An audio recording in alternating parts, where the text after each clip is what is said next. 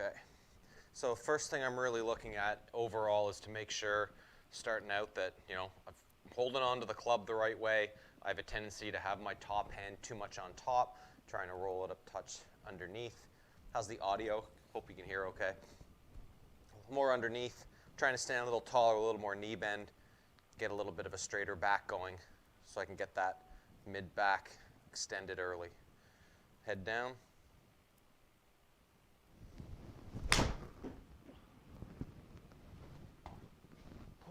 First move of the day.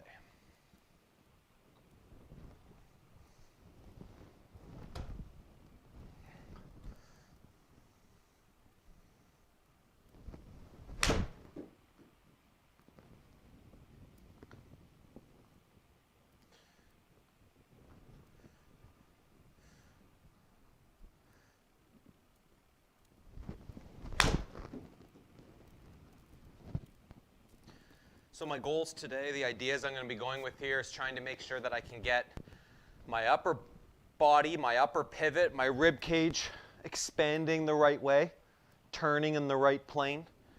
My emphasis today is going to be on some release things, arm positions through the ball, call it, from impact and beyond. I want to do something a little bit different to control the club face.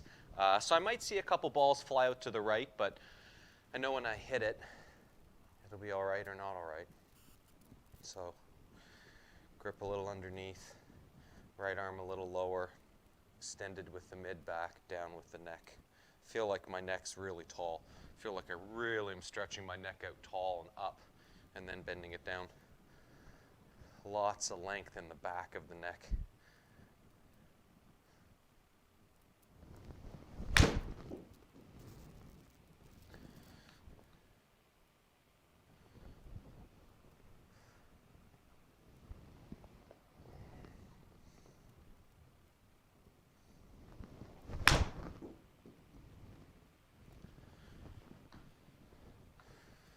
Feels a little different moving around in these shoes. These are a little bit more bowling shoes, kind of ski boot, fancy shoes than I'm used to wearing with the runner style. But Ashworth made some nice stuff for a while.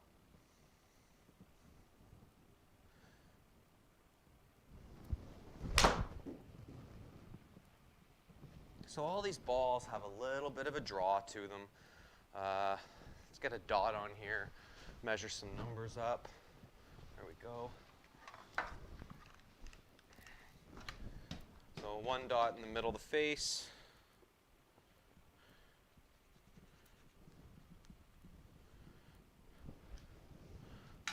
What I really want to get to here is the idea that I can feel like this club face is not letting go, that I'm not throwing it, that it's not overtaking to the point that I don't control it. So therefore, these overdraws are not exactly what I'm looking for. I don't mind draws that start a little right and come back a little left, but 1.1 into out on the path, 92 on the club speed. A little bit of an overdraw from 180.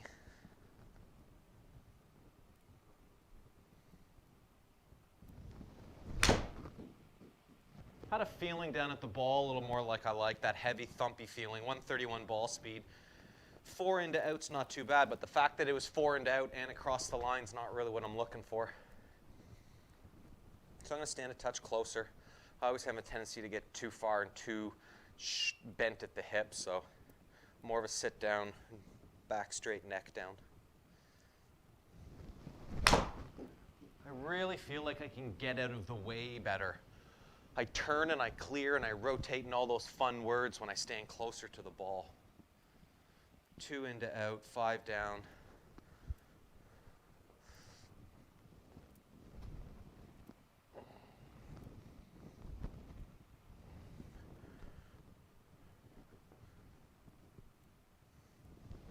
All right, off the toe, swipey.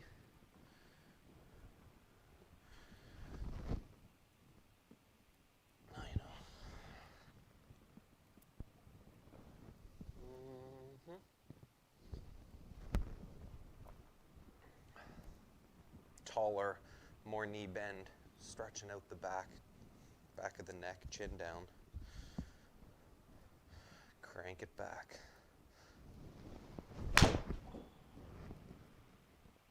My whole idea in my backswing at the moment is trying to feel like I can use my body, use my upper body to turn and bend down to the ball so much that I feel like I really get this hand high and back and far, really far.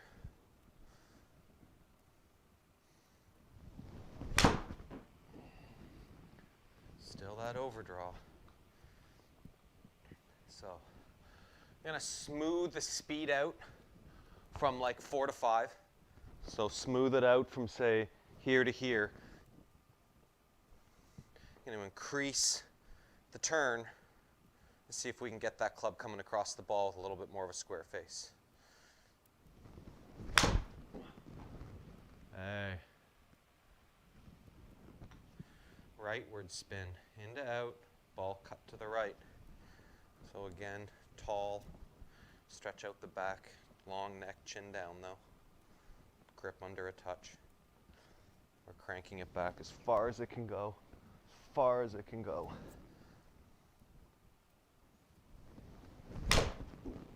Smooth it out from 4 to 5.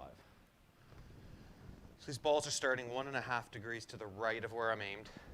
Path's going a little bit too much out, into out. That's 4 into out. But these balls are only offline by 6 yards. So 18 feet at 191 carries acceptable. Right, Scott Fawcett?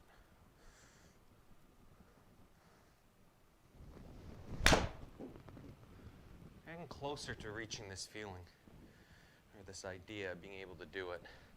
I'm not going to work on the follow-through pieces until I get the sequence of the cranking this up, tilting it down, and starting to feel like it moves only because my lower body does. Smoothing out the arms from 4 to 5.5. All right, that was a little better. Felt like I'm backing into it more now. And that's kind of the idea, is that backing into the ball as the lower body goes, delaying when the arms come down. So that's the killing the speed from 4 to 5 stuff. More knee bend, chest out, knees down.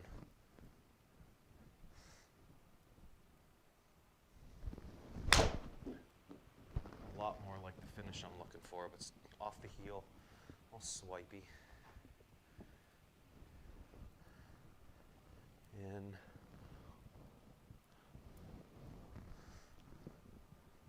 Taller, closer, under a bit.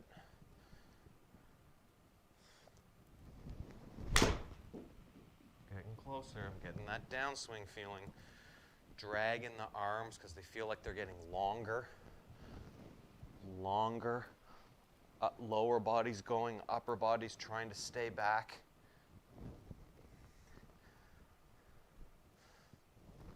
It was way better on the pivot. Let's do this again, trying to maintain some middleness.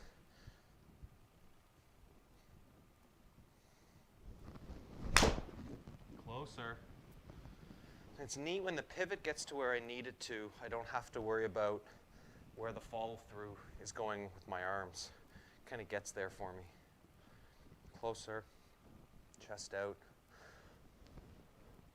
Backswing feels.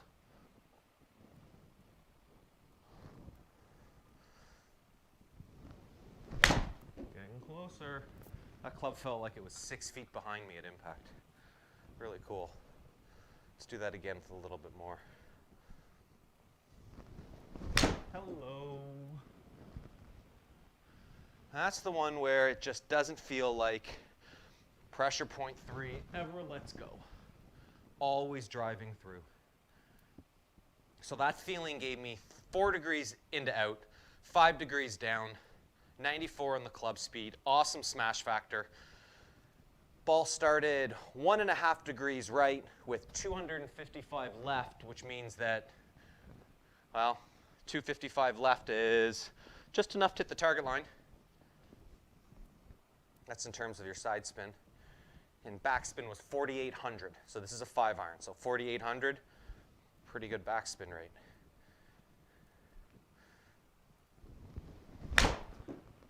Yeah, there it is again. 5,000 spin, 5.4 down, 5.4 out, 94 on the club speed and 140 on the smash. That's pretty cool.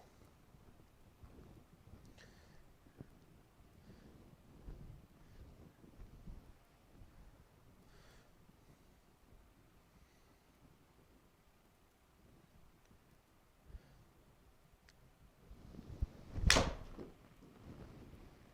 little bit more of that roll that I don't really want. So I'm a big fan of getting into a finish position where we think we have to get to, and then from there working our way backwards. So I love the idea of when I practice to work on that square finish. And I talk about the square finish being if I've got a target line this way and I've got a perpendicular line that way, the idea here is that I want to make sure that I can get my legs, my chest, my arms there perpendicular at the same time. And if I can do that without the arms getting there, or maybe the chest getting there first out of sequence, then I can get a better idea of how I get there. So into that squareness right there by the time I get to that spot. 7, 8, 9.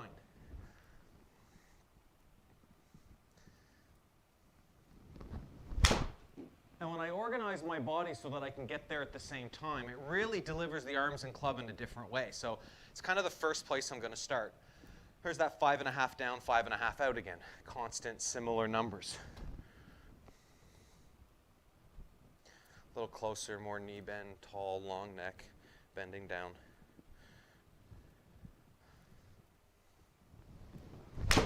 Oh, there's again. So that feeling of almost the club face, it almost feels like the club's cutting across the ball. Maybe that it's so solid that it just, you know, it feels like it has that cut. It is drawing, but boy, when that club comes through, it doesn't feel like it's closing at all or closed at all. So, finish position stuff relative to the arms. I talked about the squareness, right? Legs, hips, chest, all of it ends up at the same time, bending down here to the right toward the ball, right? Trying to get there. And if I can get my body there, there's a good chance the arms go along with it. So I'm looking to try to get my body there, twist it around like that, all the way around the corner. And when I'm doing so, my idea with my arms, it's a little bit of a roll or a turn. So if I was holding a steering wheel, as I'm going through the golf ball, we see most golfers turn the steering wheel to the right, and we see that club go like this, and the club face is all funky over there. Well, I'm trying to feel like I take the steering wheel and I turn it left. So if I'm coming into the golf ball, turning the steering wheel left, left, turning it left, turning it left, turning it left, it makes the club look like, but it makes my body turn a different way. So here's the idea of, in the downswing, constantly turning the wheel this way. I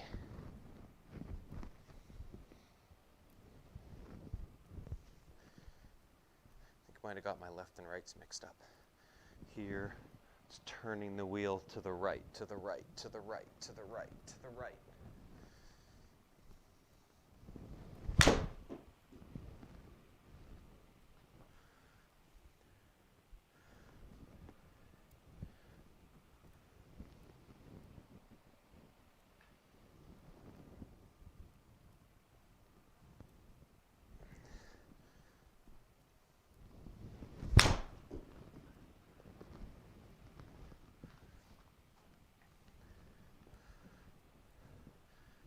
Bend in the knees, stretch at the back, long with the neck. Right, right, right, right, right, right, right. It's pretty good. Pretty good.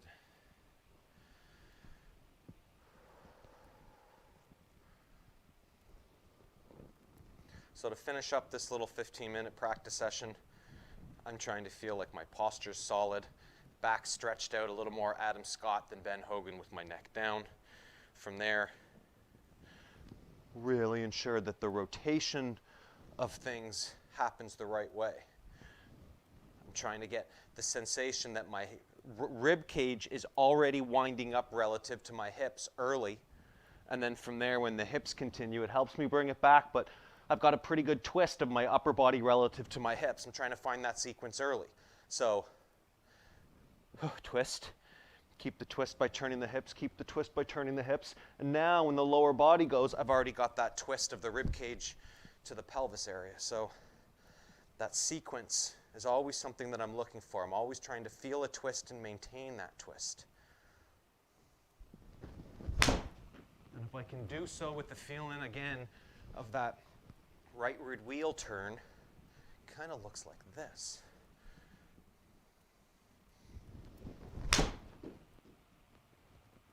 See, my finish position's getting a little bit different because I don't have the club going so far this way. It's almost like I feel like it stays on the target line. And there's the one I expected. Something that over-exaggerated the piece. So, good posture. Full pivot turn, full back straightening.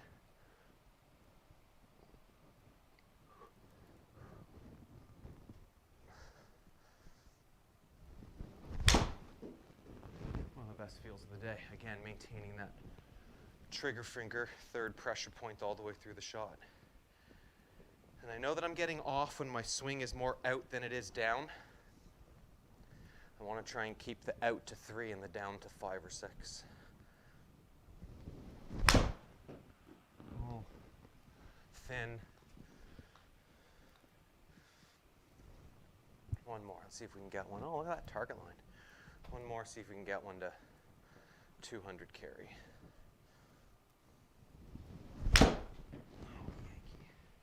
There it was. I always say last one, like I'm a degenerate gambler or something.